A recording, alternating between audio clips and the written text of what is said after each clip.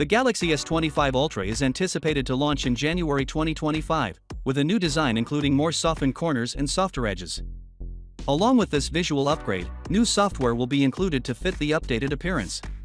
An increase in screen size and a reduction in bezels are other results from the design changes. Ice Universe has gave insights comparing the S25 Ultra to its predecessor, the S24 Ultra. According to these revelations, the next model would be somewhat slimmer and have a larger display. The Galaxy S25 Ultra's width is expected to be 77.6mm, down from the S24 Ultra's 79mm. Despite this reduction, the display width is expected to increase from 72.3mm to 73mm. This modification results in much slimmer side bezels, which on the S24 Ultra have shrunk from 3.35mm to only 2.3mm, a roughly 30% reduction.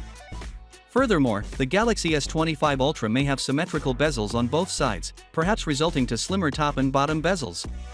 With these changes, the Galaxy S25 Ultra is expected to have a larger 6.86-inch display, an increase from the 6.79-inch on the S24 Ultra. The combination of a larger screen and thinner bezels promises a more immersive experience. There are also rumors that the S25 Ultra will have slightly softened corners, increasing comfort and offering a consistent design throughout the Galaxy S25 series. Samsung appears to be focusing on harmonizing the design elements of its flagship lineup, including the camera arrangement, which could indicate another step in that direction.